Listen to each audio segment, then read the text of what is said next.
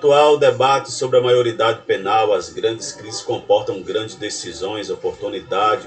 Que bom é o debate, controvérsia, informação, formação de opinião. Você já se posicionou?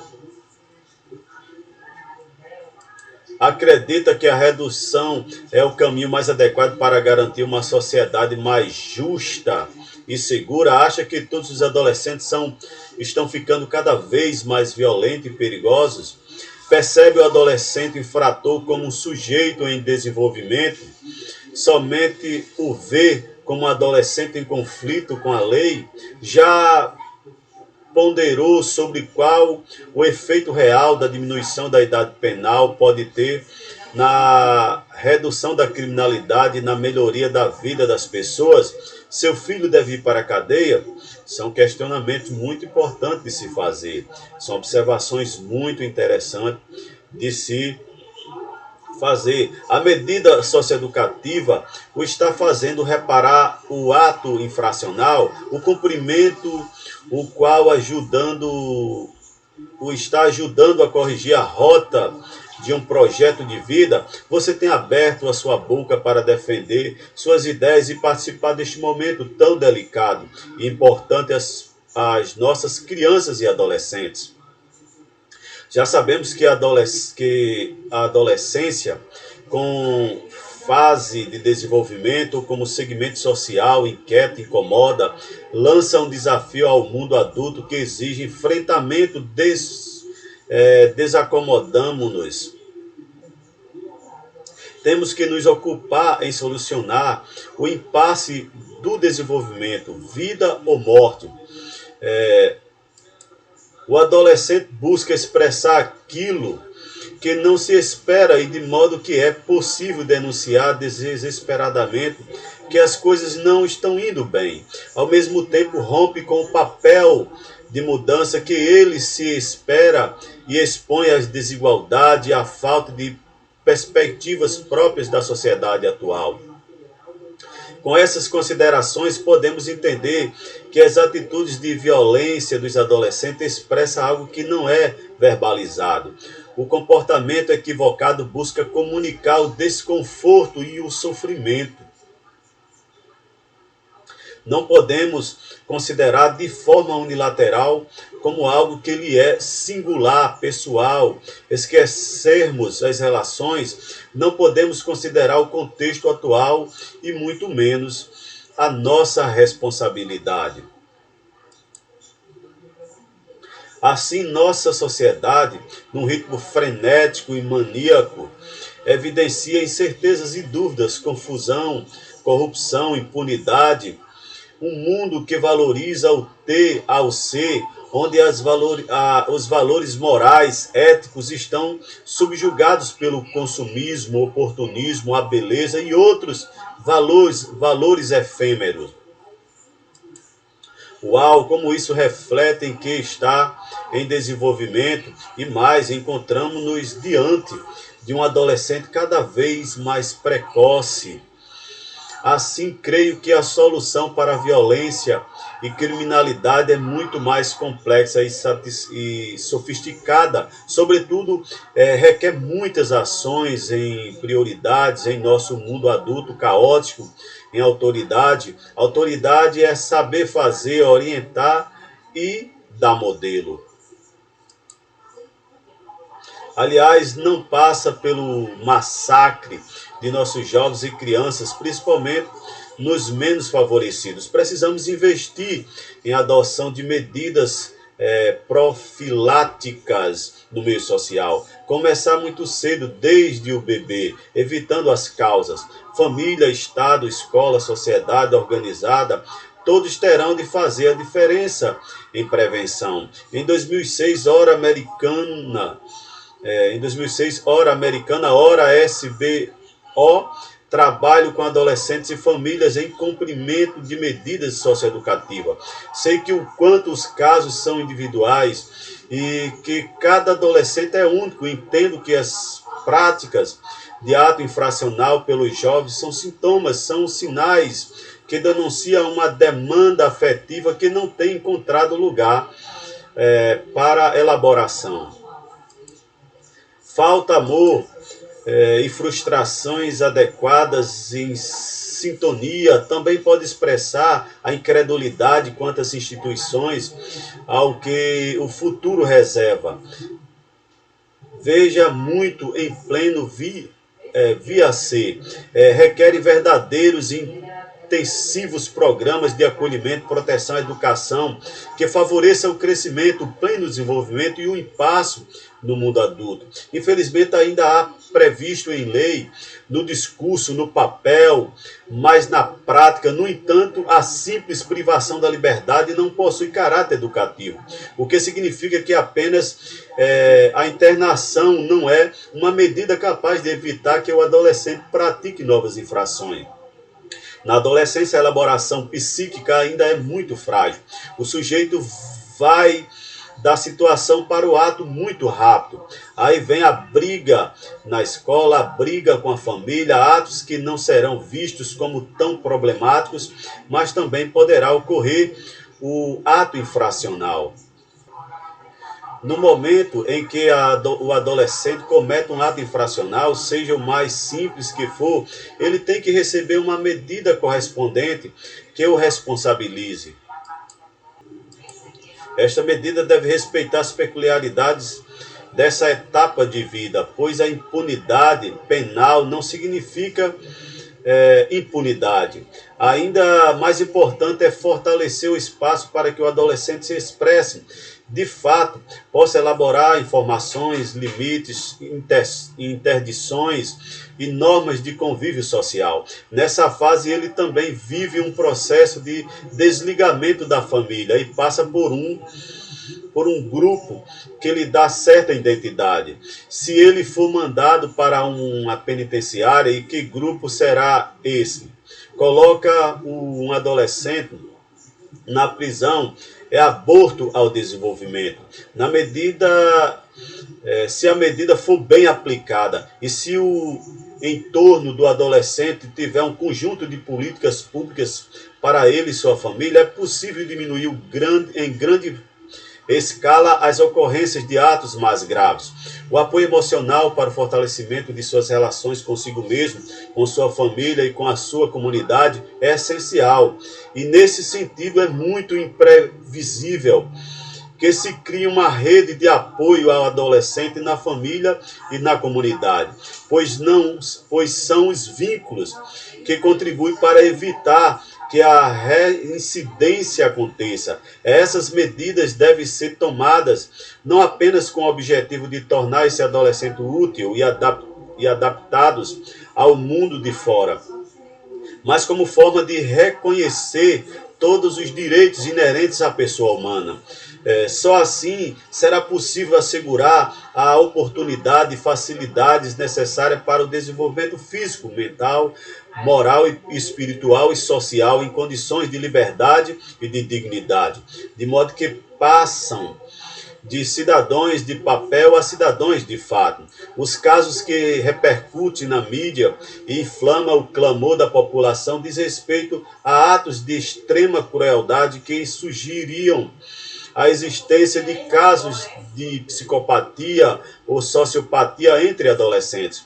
Quando há casos graves, violentos e oriundos, que são minoria, a psiquiatria não se furtou a opinar.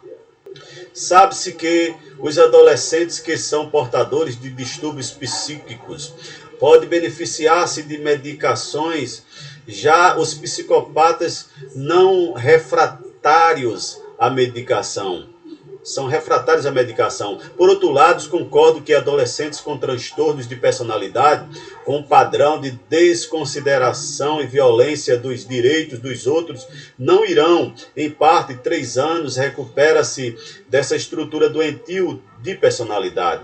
Esses requerem um tratamento sociopático de longa duração e meio apropriado, um custo alto, é um investimento pequeno diante dos resultados sociais. Concordo que os 3 anos de internação de menores com delitos graves são insuficientes para a mudança. Há 21 anos pratico a psicologia antropologia e psicanálise. Portanto, aprendi que para mudar padrões de comportamento, de valores, levar o indivíduo para poder administrar seus impulsos agressivos e libidinosos, tem como se conscientizar de sua capacidade de construir e desconstruir relações, pode-se levar mais de uma década os casos de sucesso terapêutico. Contudo, o próprio Sinase já prevê o que deve ser feito nessas circunstâncias, orientando que, no caso de um adolescente apresentar indícios de sofrimento mental, ele deverá receber tratamento de acordo com a disposição da lei, que não descarta a possibilidade de internação compulsória a pedido judicial. Concluo que abrir as portas da prisão a jovens menores de 18 anos é fechar as portas não somente para o seu próprio desenvolvimento, mas também para o país. Há que ter competência na contínua avaliação e saber distinguir cada psicodinâmica individual. Atacar o indivíduo desconsiderando as causas da violência e da criminalidade é a resposta irracional a um apelo da sociedade de caráter mais amplo por justiça social. Chega de desigualdade marginalizadoras, injustiça e exclusão social. A diminuição da maioridade penal pura e simplesmente não resolverá o problema da insegurança e agravará a criminalidade. Nesse sentido, faço coro que cabe exigir do Estado a urgente prática das medidas socioeducativas e o investimento em educação de qualidade, além de medidas que eliminem as desigualdades sociais. O próprio ato infracional é, portanto, um indicador de que o Estado, a sociedade, a escola e a família não têm cumprido adequadamente seu dever de assegurar com absoluta propriedade os direitos da criança e do adolescente. Creio, a prioridade ainda consiste na aplicação efetiva do que está na lei.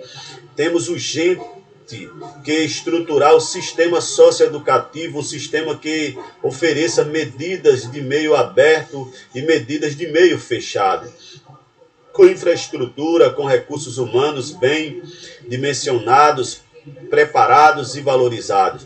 E essas medidas têm que ter uma proposta pedagógica consistente. Não adianta deixar o menino preso ou colocá-lo na liberdade assistida sem saber onde queremos chegar. Temos que acompanhá-lo na escola, inseri-lo em atividades profissionalizantes de esporte, cultura e lazer. Se investirmos efetivamente em políticas públicas, teremos transformações, educação, saúde, assistência, cultura para os nossos adolescentes. Cadeia não, liberdade com responsabilidade, sem dúvida, algum Deus existe. O debate, uma modalidade oral, uma característica que nos faz sermos seres únicos, dotados de opinião própria e crítica frente a uma realidade que nos cerca, é a interação que estabelecemos com nossos semelhantes, confrontando nossas ideias, ampliando os nossos conhecimentos de acordo com a conveniência, estabelecendo desta forma uma troca de experiência. Essa troca se dá por meio de situações cotidianas, como no ambiente de trabalho, na convivência entre familiares e amigos, e ambientes educacionais, dentre outros. Tal ocorrência é realizada de forma espontânea, priorizando um caráter mais informal, onde as opiniões se divergem e se assemelham de modo a promover a interação entre os interlocutores envolvidos. Mas há também determinadas situações em que tal espontaneidade cede lugar à formalidade, na qual os interlocutores têm a oportunidade de discutir, apresentar argumentos e contra-argumentos, acerca de um tema de interesse coletivo é o que chamamos de debate, bastante veiculado pelos meios de comunicação em geral.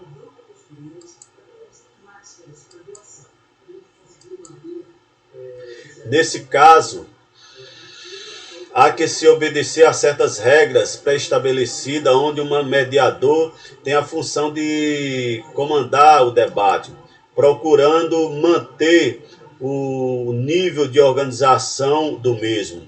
Uma ocorrência bastante corriqueira é o debate entre políticos, o qual evidencia pela dinâmica dos participantes, levando questões, levantando propostas de campanha, apoiando ou refutando opiniões caracterizadas pela força argumentativa da palavra. A linguagem que o perfaz geralmente é caracterizada pela norma padrão. Entretanto, em algumas ocorrências poderá haver variações em função do grau de intimidade entre os participantes de faixa etária e do nível cultural referente aos mesmos. Assim sendo, o debate proporciona a liberdade de expor livremente do nosso ponto de vista e também compartilharmos opiniões alheias, cuja intenção é única e exclusivamente convencer ou sermos convencidos mediante o confronto de experiência. Seja qual for o resultado obtido em função deste, o comportamento de ideias leva-nos o compartilhamento de ideias leva-nos ao crescimento, tendo em vista que o debate é modificar o outro e nós mesmos, ampliando nossa visão de mundo, sobretudo exercendo a nossa cidadania. Nas comunicações bilaterais, orais, o debate, a assembleia, a reunião, o diálogo concentra-se em um ou mais temas pré-estabelecidos e frequentemente é dirigido por um mediador. Trata-se de uma reunião em que se discute um tema concreto. O debate é um diálogo formal, argumentativo, no qual duas ou mais pessoas expõem seu parecer sobre um determinado assunto. O assunto deve ser potencialmente polêmico, para que o resultante em um debate, em um possível confronto de opiniões. Nos debates, a argumentação tem grande importância, pois é a ela que os participantes devem recorrer para defender seu ponto de vista.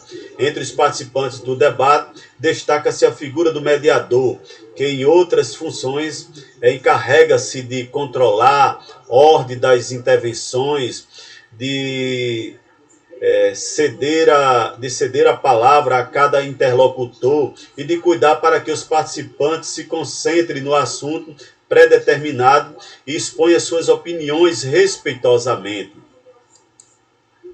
Nos debates, no rádio ou na televisão, é fundamental respeitar a vez de o outro falar. O desenvolvimento do debate representa geralmente a seguinte estrutura: na introdução, o mediador apresenta aos participantes e expõe o tema sobre o qual se vai debater. Exemplo: estão conosco hoje Maria Fernandes e Carlos Lozano, dois especialistas em imigração, tema no qual se centrará nosso debate.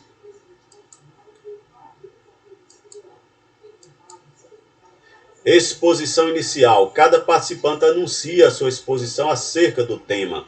Discussão é a parte central do tema, no qual os interlocutores confrontam e defendem suas opiniões. Conclusão. Cada participante sintetiza sua posição, que pode coincidir com a iniciação ou pode ter se modificado. Despedida é responsabilidade do mediador, que resume as opiniões expressas e finaliza o debate. Quem participa de um debate ou mesmo de uma conversa deve expressar as próprias opiniões, procurando não ferir a sensibilidade ou as crenças dos interlocutores. Para apresentar, para apresentar a própria opinião em um diálogo, existem algumas fórmulas que servem para esclarecer os comentários, enfatizando o caráter objetivo das afirmações. Exemplos: em minha opinião, a meu ver, do meu ponto de vista, são maneiras de se iniciar o debate. Quando se contesta a opinião, formula-se por outro debatedor, opõe-se empregando algumas expressões que contribuem para atenuar a oposição, como em parte, estou de acordo com você, mas lamento não concordar com a opinião de. Como fazer um debate? Vamos agora ter uma noção de como se faz um debate. Um debate consiste em uma discussão travada por um grupo de debatedores sobre um tema específico, estabelecido com antecedência, seguindo-se um esquema prévio diante de um grupo de espectadores. A organização e o desenvolvimento do debate depende em grande parte do moderador, que dirige as intervenções, estabelece a ordem das falas e tira conclusões gerais, entre outras tarefas. Os participantes devem ser especialistas no tema tratado, pois se pretende que o grupo ouvinte obtenha informação atualizada a respeito do tema debatido e conheça pontos de vista relevantes. Nos debates, as informações ou os dados expostos podem proceder de diversas fontes, basta que sejam completos, claros e estejam reforçados por conceitos e ideias que façam a audiência refletir sobre o tema. Em um debate é fundamental conhecer as diferentes técnicas de dinâmicas de grupo, pois no final deve-se assegurar um turno de perguntas, seguindo uma discussão organizada, na qual o público pode intervir livremente. O que é progressão textual? Progressão textual é algo que facilita no debate. O que é progressão textual? Vamos ver o porquê a progressão textual é tão importante na hora de se construir o discurso em um debate. A progressão textual é o processo pelo qual o texto se constrói, com a introdução de informação nova ligada à informação que já é do conhecimento do leitor ou que lhe é fornecida no próprio texto. Num texto não pode haver apenas repetição de ideias, tem que haver repetição e continuidade, tem que haver retomada dos seus elementos conceptuais e formais, mas é preciso que apresente novas informações a propósito dos elementos retomados. E este segundo aspecto que faz com que o texto progrida. É muito importante a progressão do texto. E não se faz progressão do texto repetindo-se os argumentos. Explicando, os conhecimentos prévios de quem lê um texto tem habilitar-no a poder compreendê-lo. A informação que é dada no texto só é compreensível se o seu leitor tiver os conhecimentos suficientes para poderem servir de base à nova informação que é veiculada. Por outro lado, o próprio texto são dados elementos que depois são retomados para se lhes ligar outra informação. É a forma de o texto ir progredindo. Assim opera-se a progressão textual como a introdução de informação nova que vai estabelecendo relações de sentido com os elementos prévios do leitor e com o segmento do próprio texto, que vai fornecendo informações e interligando-as.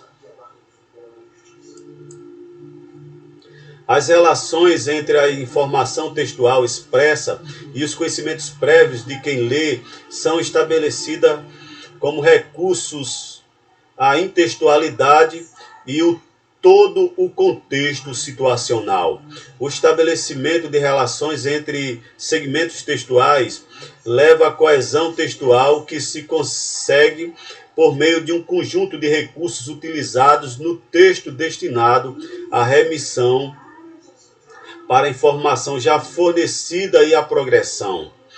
A progressão consegue-se assim, com acréscimos semânticos a propósito dos elementos retomados, com o acréscimo de comentários, informações novas sobre algo ou alguém, ao tópico, informações dadas, o assunto, a pessoa, a coisa, ou a transformação de comentários em novos tópicos. É isso aí, pessoal.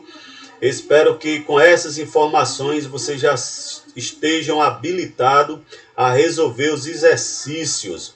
Fica com Deus e até a próxima oportunidade.